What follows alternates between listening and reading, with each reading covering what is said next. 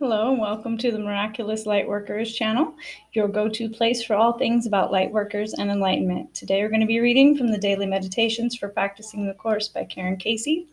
Links to where you can purchase a copy for yourself will be in the description box below. Today's entry is for October 24th, and it's about relationships. The opening statement says, all relationships can be holy. We are involved in many relationships, co-workers, neighbors, family members. Some relationships are more enjoyable and nurturing than others, but that shouldn't surprise us. What makes some of them good and some of them not so good? The level of quiet peace we feel while in the presence of some people is a strong indication of which are good. We feel in tune with some people, not competitive, mistrusting, or superior to, but rather warmly alike. We have decided consciously or unconsciously to join with those individuals and thus are walking a common path. What about the relationships in which we feel trapped? We can't switch jobs, perhaps, or move to a new neighborhood. How can we tolerate the seemingly harmful relationships? The Course and our teachers suggest we seek points of commonality with the people in those troubled relationships. They are there, we're assured, or they wouldn't be on our path. The closing affirmation says, I can do my part to create a holy relationship today where one didn't exist yesterday. I love the relationship entries throughout this daily meditation book, primarily because relationships can be a place where we have a lot of unholy experiences, or so they seem. We have our closest relationships are the ones that seem to be the most intense, the most beautiful, or the most negative, right? We have the most expectations in these relationships, is what it comes down to. I've had a lot of relationships that were close to me in my past that I would say were not particularly holy because there's a lot of judgment involved and a lot of dishonesty at times, or, different things in friendships, in family, in all sorts of relationships.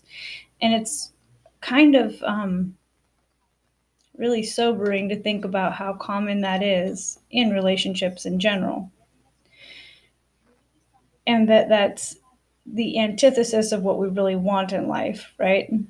What we want is just peace and happiness and love in these relationships, and that's what makes them holy. I think it's really interesting that those ones are the ones that help us grow the most, though. So, many times I've lived next to neighbors where we just didn't see eye to eye, and it felt really upsetting. There was moments when I felt really angry about things that were going on, and I'm sure that has occurred with neighbors, vice versa in my history too. But it's just really interesting how we can find a resolve. And what they're asking us to do here is to seek the points of commonality, to have some compassion and understand that we too have erred in our ways and that we're not perfect, but that we all want the same thing. And so finding peace with them, especially the ones where we're really tied to those relationships, like it or not, those are definitely the ones that present us the strongest opportunities for growth in ourselves, for coming to a place of true understanding and compassion and empathy for other human beings, where we have to really stretch ourselves to put ourselves in their shoes so that we can try and have a cordial relationship. So I'll give you that closing affirmation one more time.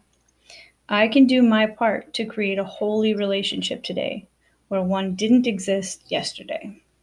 So I challenge you to that. Find that one relationship that comes to mind when you think of, that's the one that I would like to make into a holy relationship because it's bothering me. That's the one I want you to go to in your experience, and think of, what can I do today to create peace for not just myself, but for someone else in the world also. So thanks for joining me for that.